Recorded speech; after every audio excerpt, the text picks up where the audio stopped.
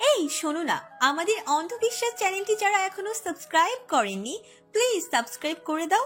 আর অল্প কিছু সাবস্ক্রাইবার হলে 1,00,000 পরিবার হবে। সবাই প্লিজ সাবস্ক্রাইব এবং বেশি বেশি শেয়ার করে দাও প্লিজ। কেঁদো না পরি, তোমার চোখের পানি খুবই দামি। আমি খুব ভয় পেয়ে গেছিলাম তামিম। কেন? এক মুহূর্তের জন্য মনে হচ্ছিল এই বুঝি আপনাকে হারালাম। আমি আপনাকে খুব ভালোবাসি তামিম। আর একবার বলো। আমি আপনাকে খুব ভালোবাসি তামিম। আর একবার। আমি আপনাকে খুব ভালোবাসি তামিম। তামিমও চোখ বন্ধ করে ফেলে। সকাল, আমার বাচ্চার মা হবা? শোভা হালকা হেসে ওঠে। জি। আমি কি তোমাকে জোর করেছি? আমি স্বেচ্ছায় আপনার বাচ্চার মা হতে চাই। শোভা তামিমকে আলগা করে ধরে তার মুখ তামিমের মুখ বরাবর নিয়ে আসে। তামিমও সুযোগের সৎ ব্যবহার করে ফেলে। শোভার ঠোঁটে নিজের ঠোঁট ডুবিয়ে দেয়। পাগলের মতো কিস করতে থাকে শোভাকে। শোভাও তামিমের টি শার্ট খামচে ধরে। তামিমের সাথে সেও উষ্টা ধরে লড়াইয়ে নেমে পড়ে। শোভাকে রেসপন্স করতে দেখে তামিম আরও মত্ত হতে থাকে শোভার মাঝে। তামিম কোলে তুলে নেয় শোভাকে। শোভাও পা দিয়ে তামিমের কোমর পিছিয়ে ধরে। এক পর্যায়ে তামিম শোভাকে বিছানায় ছুঁড়ে ফেলে।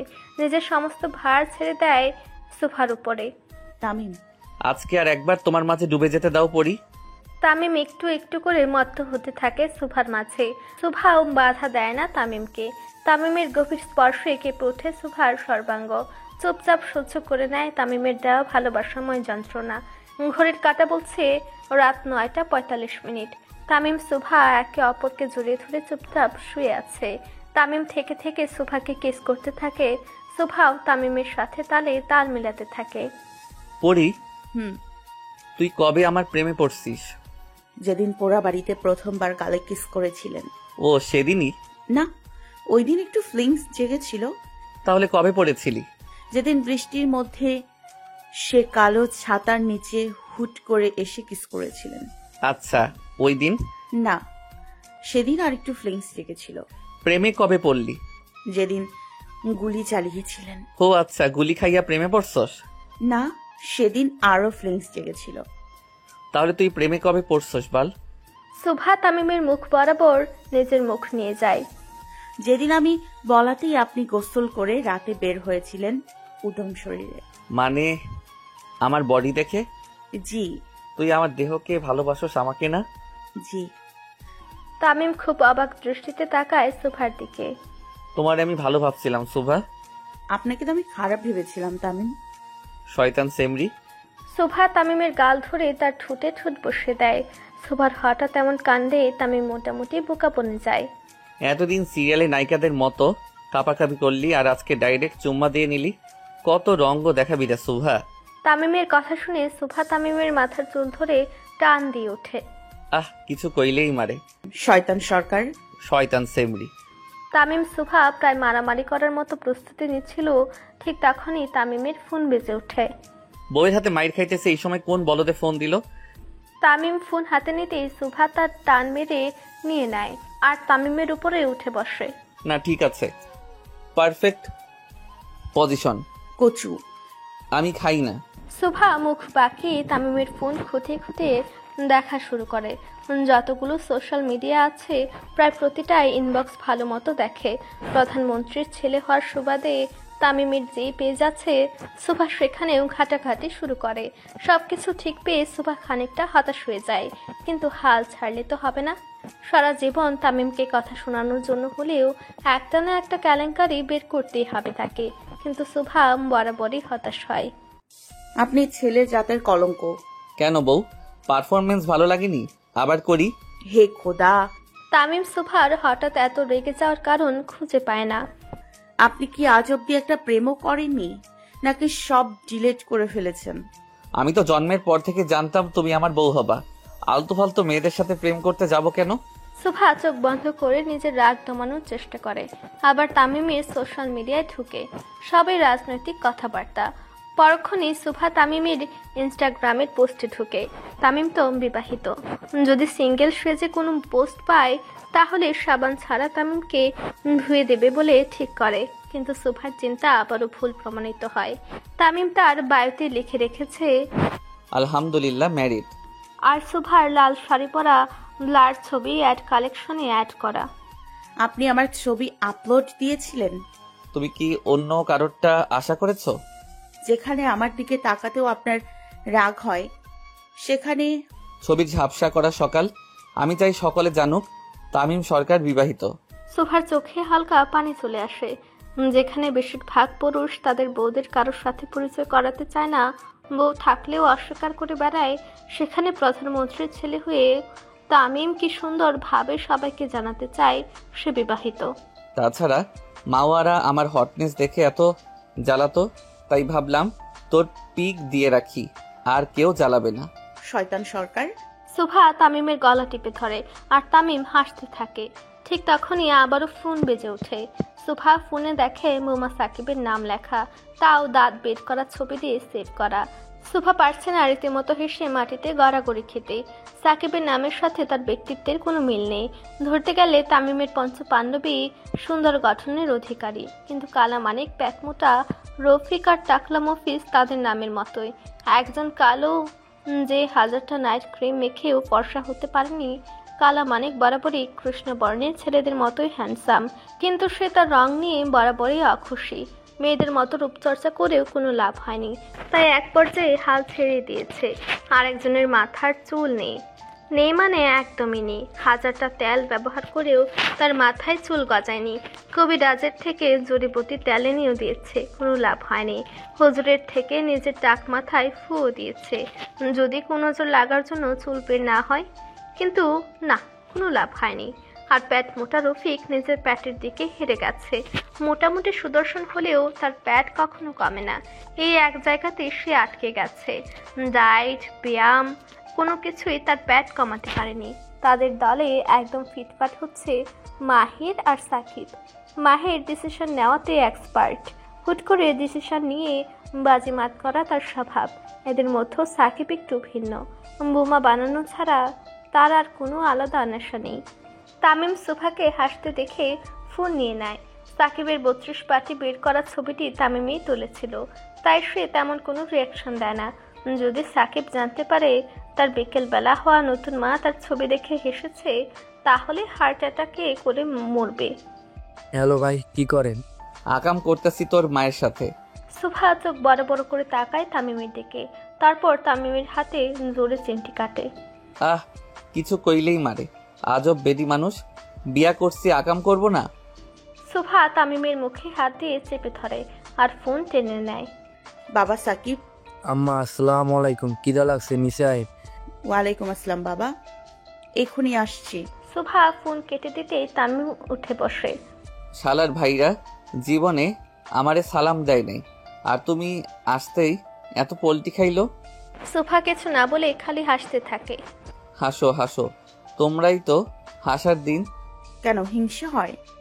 তামিম মেয়েদের মতো মুখ বাঁকিয়ে উঠে দাঁড়ায় আর সোফাকেও কোলে তুলে সোজা ওয়াশরুমে চলে যায়। পরান যাই, কিদে পরান যায়। কিরে শালার ভাই, রাক্ষস হলি নাকি? বহুত খিদা লাগছে রে মাহির, কথা কইস না, খিদার কথা শুনে ও খিদা লাগে। ওই তো ভাই, আম্মা আইতেছে। সকলে সুন্দর মতো দাঁড়িয়ে যায়। সুভার চেয়ার টেনে দেয়। আম্মা আপনি এখানে বসেন। সুভা তামিমের হাত ছেড়ে দিয়ে সুন্দর মতো বসে পড়ে আর তামিম চুপচাপ দাঁড়িয়ে থাকে। আরে ভাই, আপনি আহেন না কেন? তো করে দেখলে গিগিটিও লজ্জা পাইব। কি মাসুম ভোলা ভালা শাস্তাছে আমার বউয়ের সামনে। আপনি আমার নিষ্পাপ ছেলেদের কিছু বলবেন না সরকার সাহেব।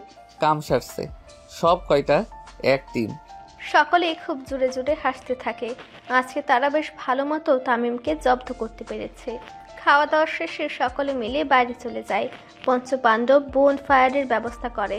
তামিম সুভাও সেখানে চলে যায়। বেশ অনেকক্ষণ ধরে তামিম সুভার হাত ধরে গার্ডেন এরিয়াতে হাঁটতে থাকে আর পঞ্চপাণ্ডব তাদের পেছনে। হঠাৎ তামিম নিজের হাত সুভার হাত থেকে সরিয়ে তার মুখোমুখি দাঁড়ায়। তুই কি আমাকে সত্যি ভালোবাসিস সকাল? জি। কতটা? অনেক। আমাকে ছাড়া থাকতে পারবি? একদমই না, মারা যাব। তামিম জোরে নিঃশ্বাস ফেলে উপরে তাকায়। কিন্তু তোকে তো আমাকে ছাড়াই থাকতে হবে রে সকাল। সুভা কিছু না বলে শুধু তামিমের মুখ বরাবর তাকিয়ে তার কথার অর্থ বোঝার চেষ্টা করে। ভালোবাসার মানুষের থেকে দূরে থাকলে কতটা কষ্ট হয় এবার তুই বুঝবি। মানে তোকে ছাড়া আমি কতটা কষ্ট পেয়েছি এই ৪৫ দিন, সেটা তুই বাকি জীবন ধরে অনুভব করবি। আমি মরেও বেঁচেছিলাম শুধু তোকে এই একই কষ্ট বোঝানোর জন্য। তামিম খুব জোরে জোরে হাসতে থাকে। তাহলে এত কাছে কেন এলেন? তামিম কিছু না বলে সুভার দিকে তাকিয়ে থাকে। সুভা তামিমের হাত ধরতেই তামিম নিজের হাত ছাড়িয়ে নেয়। সুভা খুবই হতাশার দৃষ্টিতে তাকিয়ে থাকে তামিমের দিকে। দূরেই যদি চলে যাবেন, এতটা কাছে এলেন কেন? তোর কর্মের ফল বোঝাতে। সবাই কি নাটক ছিল? পুরোটাই। সুভার চোখে পানি গড়িয়ে পড়তে থাকে। তার একটু বিশ্বাস হচ্ছে না এটা তামিম, যে তামিম তাকে পাগলের মতো ভালোবাসতো। আমাকে ভালোবাসলেন না কেন তামিম? এমনি। তামিম সুন্দর মতো নিজের পকেট থেকে তার চশমা বের করে সামনে যেতে থাকে, সাথে পঞ্চপাণ্ডব। সোফাও আর সামনের দিকে পা না বাড়িয়ে পেছনে পা বাড়ায়। সোফাও চলে যেতে থাকে। কিছু দূর যেয়ে সোফা আবারও পেছন ফিরে তাকায়, এই ভেবে যদি তামিম তার দিকে তাকায়, তাকে বুকে জড়িয়ে নেয়, সব মজা বলে হাসতে থাকে। কিন্তু না, তামিম তাকায়নি, সে চলে যাচ্ছে। সোফাও নিজের চোখের পানি মুছে যেতে থাকে। চোখের পানিতে সুভার গলা প্রায় ভরে গেছে, কিছুতেই থামছে না। একরাশ হতাশা নিয়ে সুভার মনে কিছু লাইন চলছিল। অনেকগুলো বছর পেরিয়ে যাবে, তোমার সঙ্গে আমার আর দেখা হবে না। এক শহর, একই পথ, অথচ দেখা হবে না। পথ ভুলেও কেউ কারোর দিকে হাঁটবো না। আমাদের অসুখ বিসুখ হবে, কিন্তু দেখা হবে না। তোমার সঙ্গে আমার আর দেখা হবে না। সুভা নিজের মতো করে সামনে পা বাড়ায়। আজকে আর তার কোনো অভিযোগ নেই, কোনো আক্ষেপ নেই, নেই কোনো পিছুটান, শুধু আছে এক বুক হতাশা। দুনিয়াতে সুভার অভিভাবক ছিল একমাত্র তামিম, কিন্তু আজ সুভা একেবারেই অনাথ হয়ে গেল। তামিম নামক যে বট গাছের ছায়া ছিল এতদিন তার মাথার উপরে, আজকে সে বট গাছের ছায়াও চলে গেল তার মাথার উপর দিয়ে। আজকে সুভা নিঃস্ব। ভেলার পেছন দিকের দরজা খুলে সোফা বেরিয়ে যায়। তার গন্তব্য কোথায় জানা নেই। আজকে হাজারো মানুষের মতো সেও আশ্রয়হীন, নেই মাথার উপরে ছাদ। আসলে সকলে ঠিকই বলে, সুন্দর হওয়ার চাইতে ভাগ্য সুন্দর হওয়া বেশি জরুরি। আপন গতিতে হাঁটতে থাকে সোফা। সুইজারল্যান্ডের এই সময়টায় বেশ ঠান্ডা অনুভব হয়। আজকে যেন ঠান্ডার মাত্রাটা বেশি লাগছিল সোফার। হয়তো ভিটাহীন বলে আজকে বাইরের ঠান্ডা তাকে পেয়ে বসেছে। কিছুক্ষণ হাঁটার পর সোফা থামে, চুপচাপ দাঁড়িয়ে থাকে। কিছু দূর যেয়ে তামিম দাঁড়ায়, সাথে তার পঞ্চপাণ্ডব। তামিম তার পঞ্চপাণ্ডবের দিকে তাকায়। কিরে, তোগো মা তো এখনো আয়শা ফিল্মের হিরোইনদের মতো জড়িয়ে ধরলো না। তামিমের কথা শুনে সকলে একটু চিন্তায় পড়ে যায়। প্ল্যান তো এটাই ছিল, তামিম চলে যাবে আর সুভা এসে তাকে জড়িয়ে ধরবে, আর তামিম তাকে আবারও বিয়ের জন্য প্রপোজাল দেবে। কিন্তু সে ঘুরে বালি। তামিম আর তার ৫ বলদের দল হাঁটতে হাঁটতে পেছনে যে সুভা আসছে না, সেটা বুঝতেই পারেনি। পিছনে তাকা শালার ভাইরা, আমি সামনে যাওয়ার নাটক করি।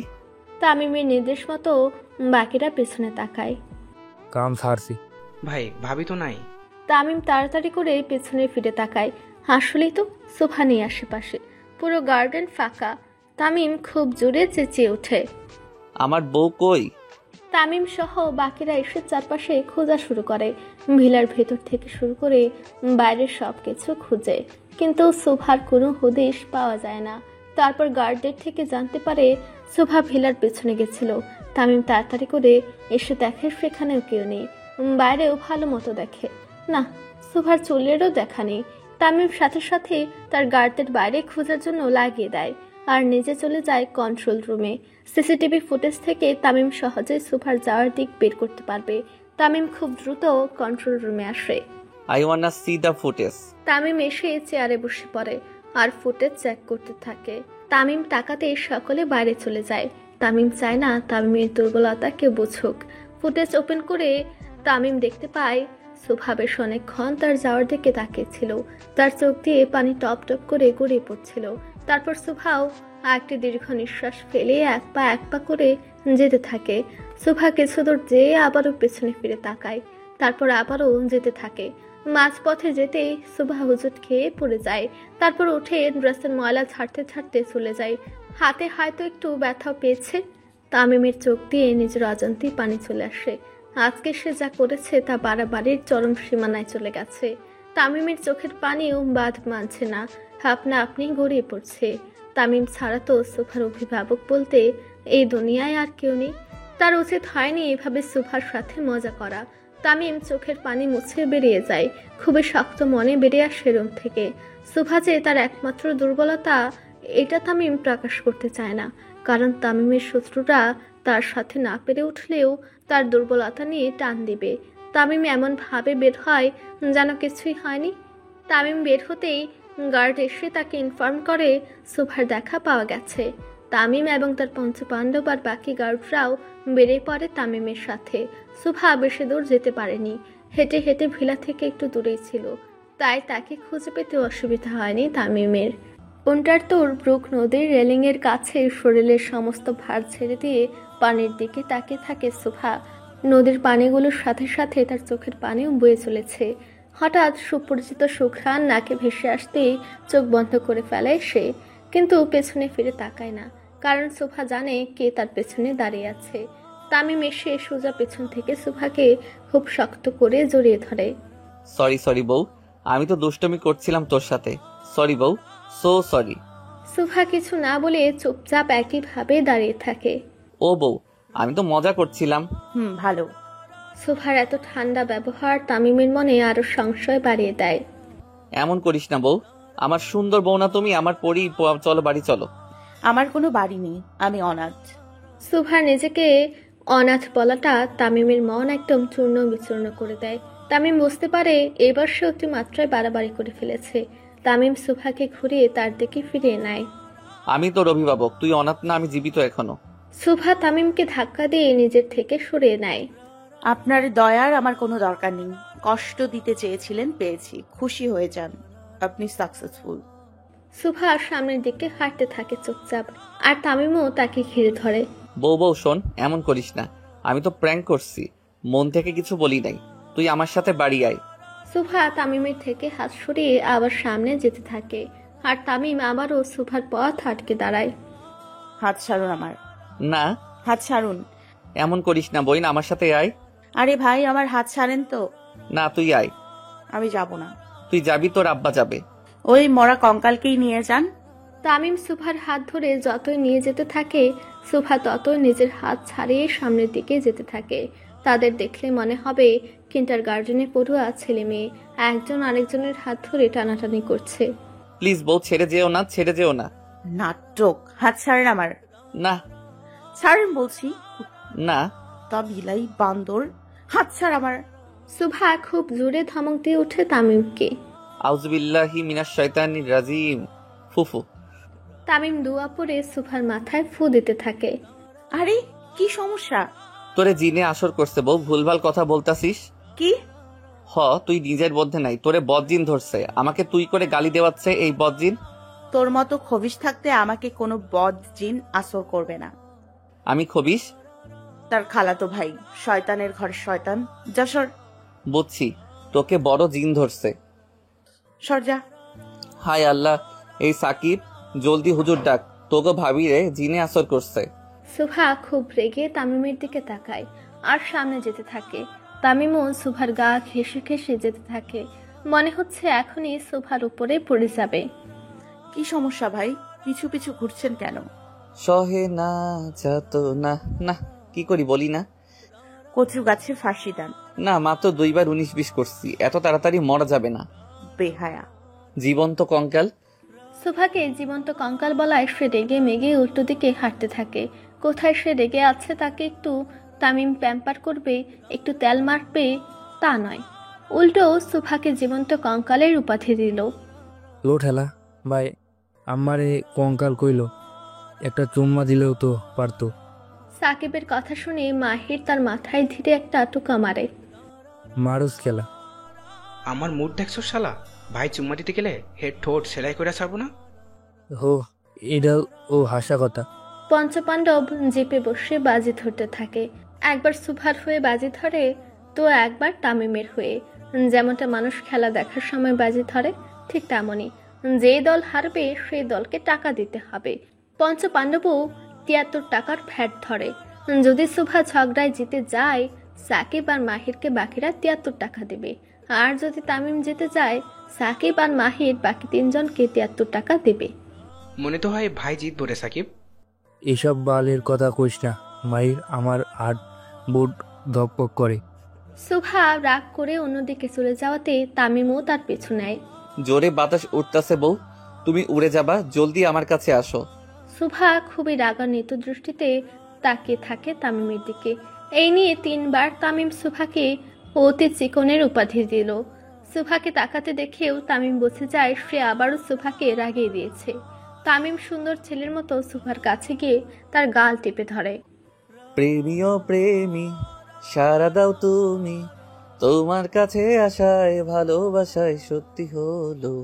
তামিমের মুখে এমন ভুলভাল গানের লিরিক্স দেখে সুভা মুখ বাঁকা করে আর তামিমের পায়ে নিজের পা দিয়ে ধীরে বাড়ি মেরে ওঠে। নিয়মিত ভালোবাসার গল্প শুনতে এবং পড়তে আমাদের অন্ধবিশ্বাস চ্যানেলটি সাবস্ক্রাইব করে পাশে থাকা বেল আইকনটি ক্লিক করুন। ধন্যবাদ সবাইকে।